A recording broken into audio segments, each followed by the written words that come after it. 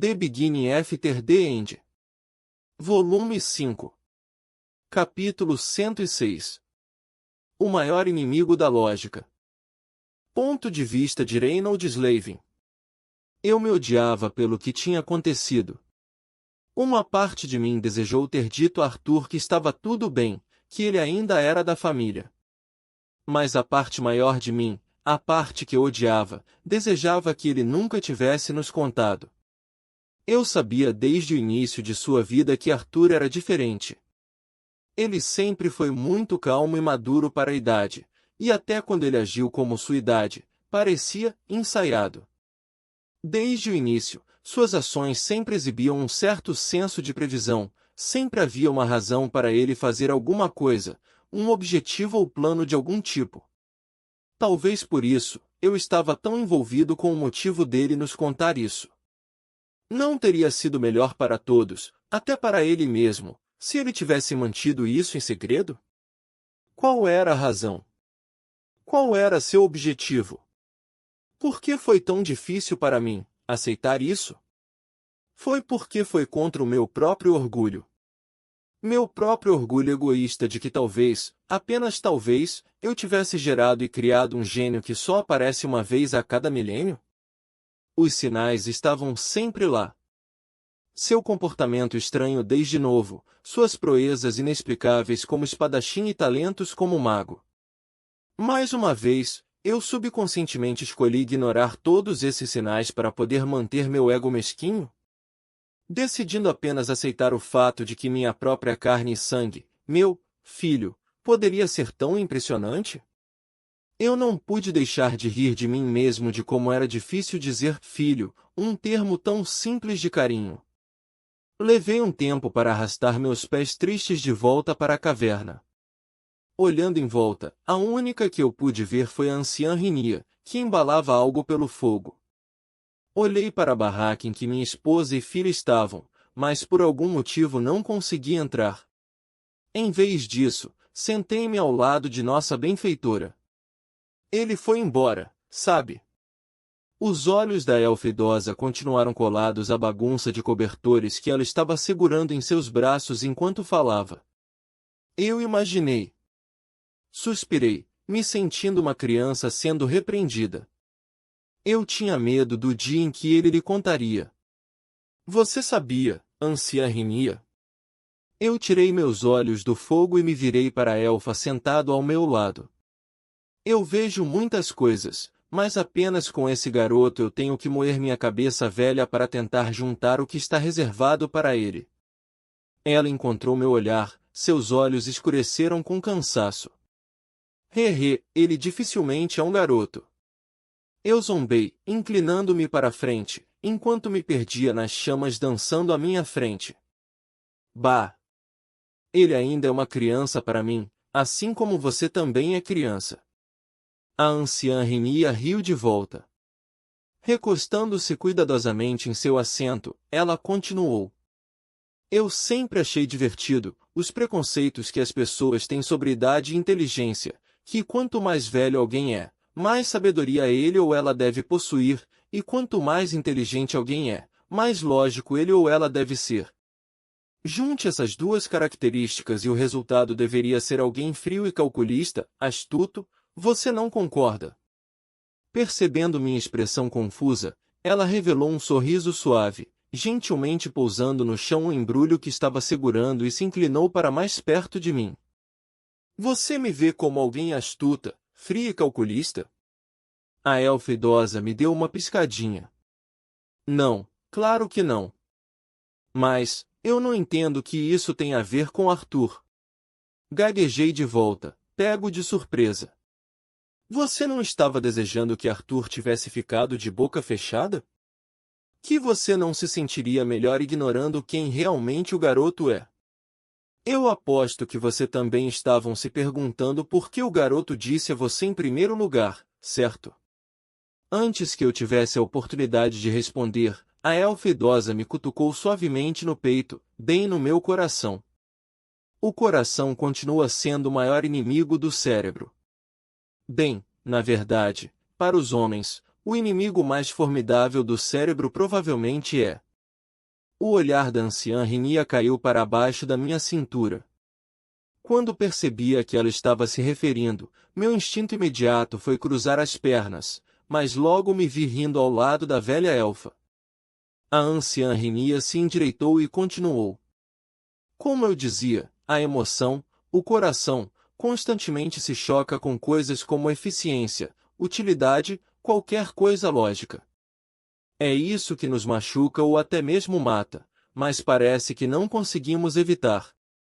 Torna-nos menores como indivíduos, mas maiores como grupo. Então, Arthur estava agindo mais pela emoção do que pela razão quando nos contou isso. Bah! Como eu podia saber o que ele estava pensando? Ela balançou a cabeça. Mas eu sei disso. Conheço o garoto desde que ele era uma criança pequena neste mundo e desde então ele percorreu um longo caminho. Grande parte daquela concha fria dele derreteu lentamente. Talvez sua saída tenha sido um grande passo que ele teve que tomar para sair daquela concha em que ele encontrou segurança e conforto. A anciã Rinia se levantou e se esticou dolorosamente antes de me entregar o maço de lençóis que ela estava embalando. Segure isso por mim para que eu possa preparar um pouco de comida para sua esposa. Suspeito que ela não tenha muito apetite, mas ainda precisa cuidar de seu corpo. Obrigado, anciã. O que é isso, afinal? Eu me inclinei um pouco antes de perguntar. O mestre de Arthur apenas me disse que era um presente para a família Levin. Havia um sorriso misterioso em seu rosto, causando uma curiosidade quanto ao que poderia ser. Depois de retirar cuidadosamente a camada de cobertores, não pude deixar de ficar boquiaberto. Era um animal de mana filhote para ser mais preciso. A pequena criatura parecida com um urso era de cor marrom escura, exceto por duas manchas escuras acima dos olhos que faziam a besta parecer carrancuda e um tufo de pelo branco no peito. Ah! Tão bonitinho! Papa, o que é isso? Posso ficar com ela? A súbita exclamação de Eli me assustou, quase me fazendo largar a besta de mana. Querida, você me assustou. E não tenho certeza se... Naquele momento, a besta de mana acordou e fixou seu olhar na minha filha. É uma boa ideia. Minha voz sumiu quando os olhos da minha filha e da besta começaram a brilhar em um ouro fraco. Fiquei quieto, testemunhando que eu poderia apenas assumir como processo de vínculo. Eu ainda tinha que formar um vínculo com um animal de mana, mas Arthur e agora Eli tinham. Suspirei para mim mesmo, reconhecendo amargamente o fato de que seria melhor para minha filha ter um vínculo para protegê-la, enquanto a imagem de mim no topo de um poderoso urso de mana em batalha lentamente desmoronava.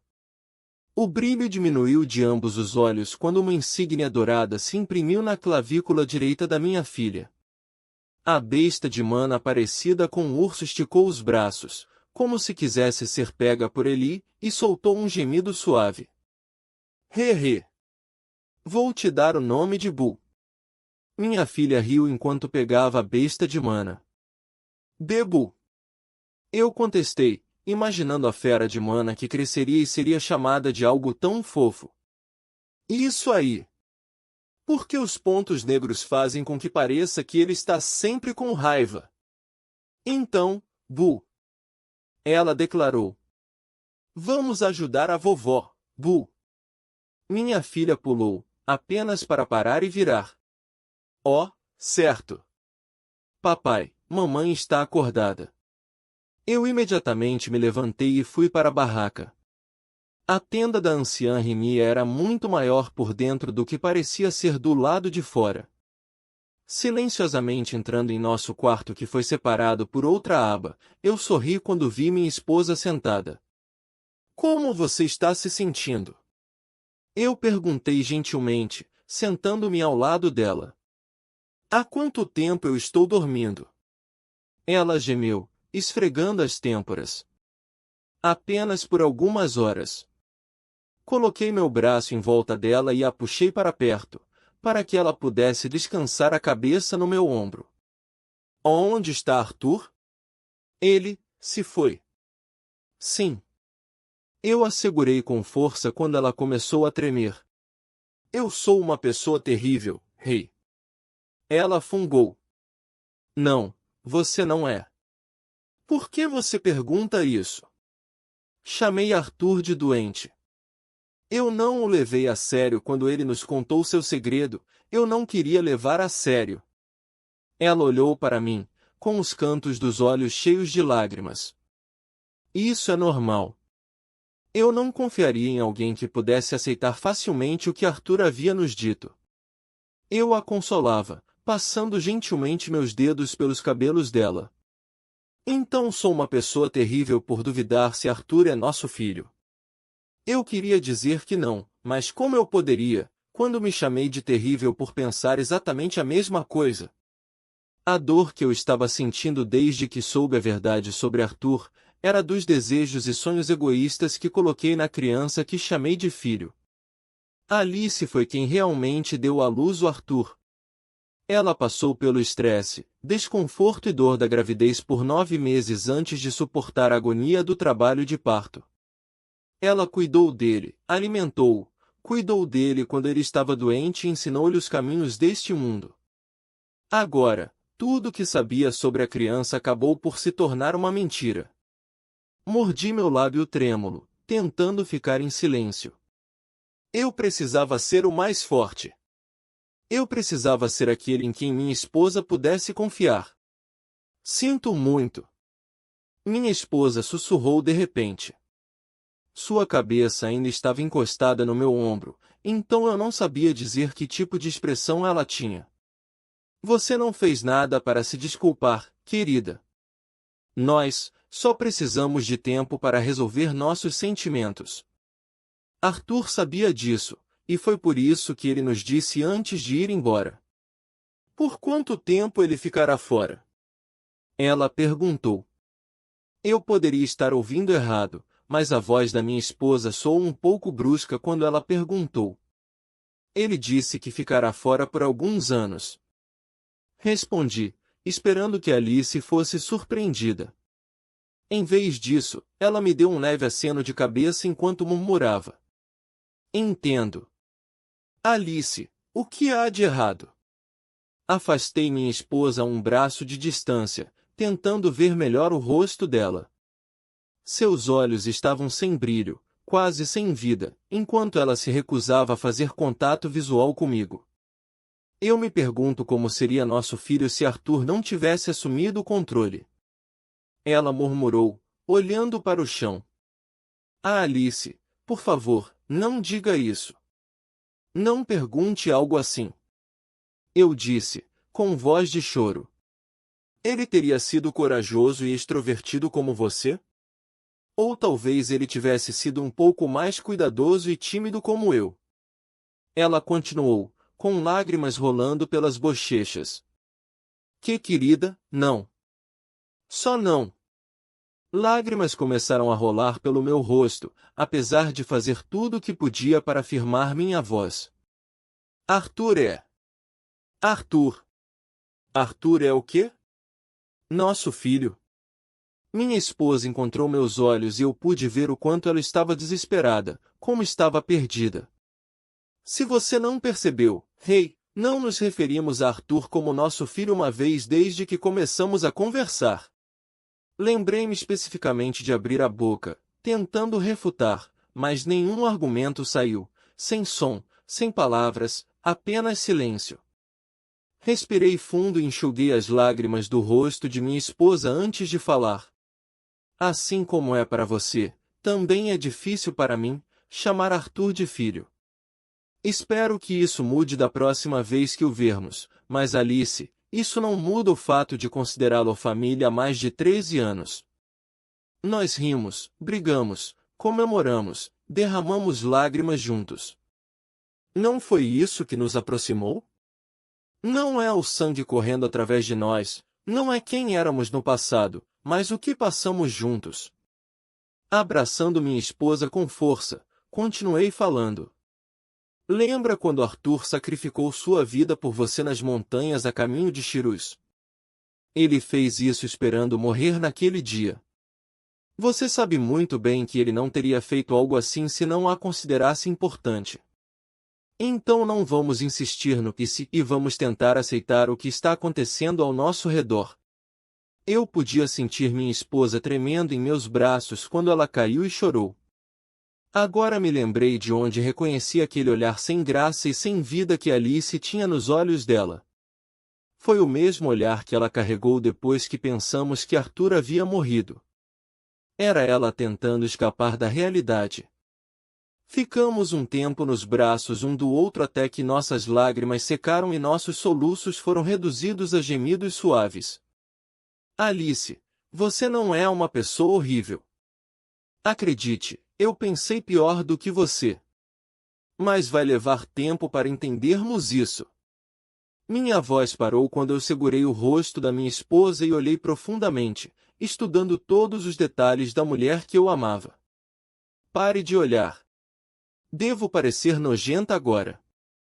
Ela resmungou, sua voz rouca de tanto chorar. Você é linda. Afirmei, encarando seus olhos vermelhos inchados com o nariz escorrendo. Minha esposa fechou os olhos suavemente e se inclinou para a frente.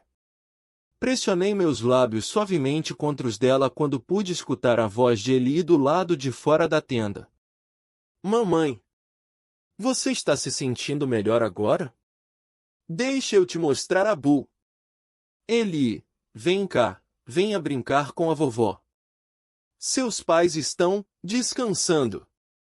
Sim, descansando. Também era possível escutar a voz da anciã Reni ao lado de fora da tenda.